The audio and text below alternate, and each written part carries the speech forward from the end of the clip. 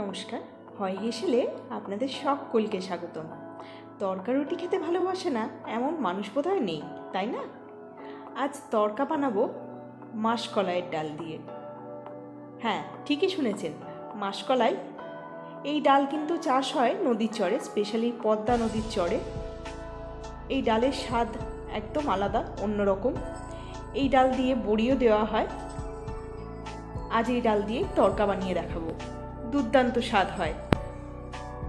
ডালে অনেক ময়লা থাকে, খুব ভালো করে 10-12 বার জল পাল্টে পাল্টে ধুয়ে নিতে হবে। এখানে আমি 750 গ্রাম ডাল নিয়েছি।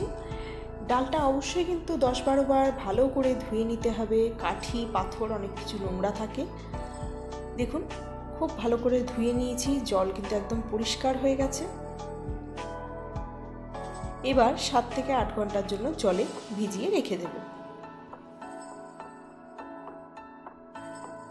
ডালটা কিন্তু 7-8 ঘন্টা ভিজিয়ে রাখার পর অনেকটা ফুলে উঠেছে। আর দেখুন, চাপ দিলে কিন্তু অনায়াসে ভেঙে যাচ্ছে।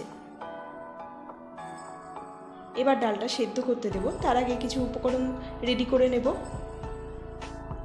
নিয়েছি এখানে মিডিয়াম সাইজের 6টা মতো পেঁয়াজ, খুব ভালো করে মিহি করে কুচিয়ে নিয়েছি। নিয়েছি 3টে মিডিয়াম সাইজের টমেটো, সেটাও মিহি করে কুচিয়ে নিয়েছি। নিয়েছি আদা আর রসুন। আদা রসুনটা খুব ভালো করে মিহি করে কুচি করে নিয়েছি। কাঁচা লঙ্কা নিয়েছি, সেটাও মিহি করে কুচিয়ে নেব। ঝাল আপনারা আপনাদের পরিমাণ মতন বাড়িয়ে কমিয়ে নিতে পারেন। তরকাটা আজ বানাচ্ছি খাসি মাংসের চর্বি দিয়ে। চর্বিটা খুব ভালো করে ধুয়ে লবণ হলুদ মাখিয়ে রেখেছি, সেটাও কিমা করে নেব। এবার ভিজিয়ে রাখা ডালটা সেদ্ধ করে নেব প্রেসার কুকারে। কুকারে পরিমাণ মতন জল দিয়ে সামান্য একটু লবণ দিয়ে সেদ্ধ করতে বসাবো। 12 থেকে 13টা সিটি মেরে নেব। সেই পরিমাণ অনুযায়ী আমি জল দিয়েছি এখানে।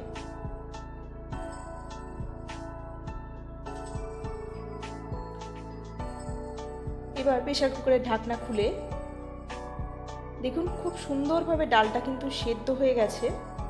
জলও কিন্তু খুব বেশি পরিমাণ নেই, ডাল গলেও যায়নি, কিন্তু খুব সুন্দরভাবে সেদ্ধ হয়েছে।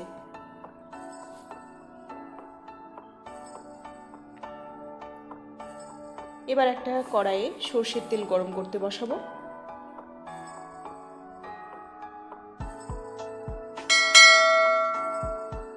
রান্নাটা কিন্তু পুরোটাই হবে সর্ষের তেলে। তেল ভালো করে গরম করে নিয়ে দিয়ে দেব মিহি করে কুচিয়ে রাখা পেঁয়াজটা। পেঁয়াজটা খুব ভালো করে ভেজে নেব যতক্ষণ না হালকা রং ধরে। ভেজে নিয়ে দিয়ে দেব মিহি করে কুচিয়ে রাখা আদা রসুনটা। এই রান্নায় কিন্তু আদা রসুন কুচি, পেঁয়াজ কুচি এগুলো খুব মিহি করে কুচি করেই দেওয়ার চেষ্টা করবেন। এর ফলে স্বাদ হয় খুব সুন্দর। আদা রসুন বাটা দেওয়ার এতে কোনো দরকার পড়ে না। এরপর দিয়ে দেব কাঁচা লঙ্কা কুচিটা।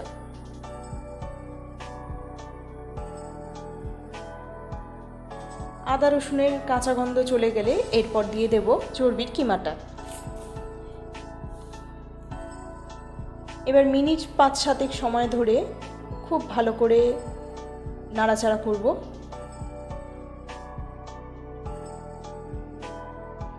এরপর দিয়ে দেব স্বাদ মতো লবণ। লবণ দেওয়ার সময় একটু খেয়াল রাখতে হবে, ডাল সেদ্ধর সময়ও কিছুটা লবণ দেওয়া ছিল, তাই লবণ দেওয়ার সময় পরিমাণটা একটু বুঝে শুনে দিতে হবে।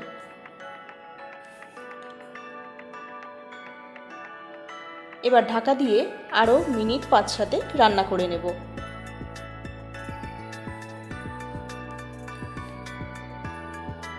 এবার ঢাকা খুলে দিয়ে দেব কুচানো টমেটোটা।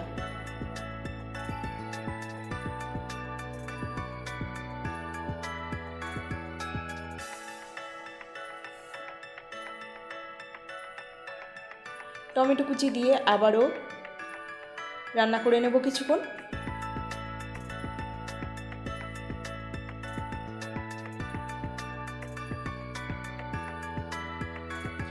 টমেটোটা সেদ্ধ হওয়ার জন্য এবং খাসি মাংসের চর্বিটাও যাতে ভালোভাবে সেদ্ধ হয়ে যায় তার জন্য আবারও কিছুক্ষণ ঢাকা চাপা দিয়ে দিলাম। এবার ঢাকা খুলে আবারও নেড়ে নেব। এবার কিছু গুঁড়ো মশলা দেব হলুদ গুঁড়ো, কাশ্মীরি গুঁড়ো লঙ্কা, জিরে গুঁড়ো, ধনে গুঁড়ো, তড়কা মশলা আর সামান্য পরিমাণ চিনি। তড়কা মশলা যে কোনো কোম্পানিরই আপনারা ইউজ করতে পারেন। আমি এখানে সানরাইজের ইউজ করেছি। দিয়ে দেব এই গুঁড়ো মশলাগুলো।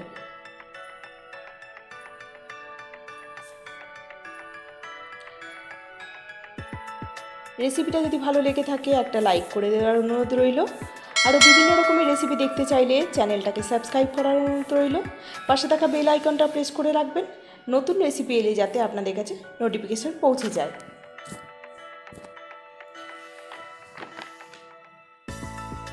মশলা খুব ভালো করে নেড়ে চেড়ে কষিয়ে দিয়ে দিলাম সেদ্ধ করে রাখা ডালটা। এই অবস্থায় কিন্তু গ্যাসের ফ্লেম একদম লোতে রাখবেন, না হলে কিন্তু ধরে যেতে পারে। খুব ভালো করে নেড়ে চেড়ে কিছুক্ষণ চাপা দিয়ে দেব, ডালটা যাতে মশলার সাথে খুব ভালো করে মিশে যায়। তরকা কিন্তু অলমোস্ট তৈরি হয়েই এসছে। কেউ চাইলে গরম জল মেশাতে পারেন, তবে তরকার ঘনত্বটা এরকম থাকলে খেতে ভালো লাগে। এবার গ্যাসের ফ্লেমটা অফ করে দেব। এবার দিয়ে দেব একটা পাতিলেবুর রস। ছোট হলে গোটাই দেব, আর বড় হলে হাফ দিলেই চলবে। এবার একটা তড়কা প্যানে 1 টেবিল স্পুন বাটার গরম করব, সাথে দেব একটু সরষের তেল।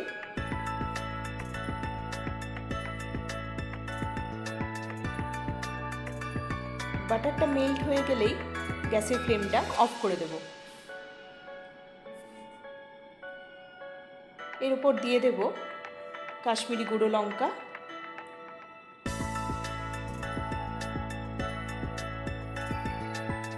আর 2 টেবিল স্পুন মতো কাসুরি মেথি।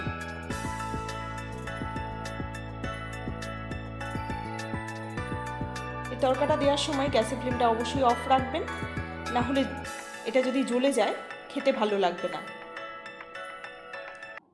এবার তরকাটার উপর ঢেলে দেব, খুব ভালো করে মিশিয়ে নেব। আর দেব ধনেপাতা কুচি। আমার কাছে খুব ফ্রেশ ধনেপাতা ছিল না, আপনারা ফ্রেশ ধনেপাতা পেলে দেবেন অবশ্যই। ধনেপাতার গন্ধটা তরকায় খুব ভালো লাগে। ব্যাস, আমি গরম গরম সার্ভ করলাম রুটির সাথে। তরকা রুটি দিয়ে ছাড়া আর কে কী দিয়ে খেতে পছন্দ করেন কমেন্ট বক্সে অবশ্যই জানাবেন। সকলে ভালো থাকবেন, সুস্থ থাকবেন। দেখা হবে পরবর্তী একটি ভিডিওতে।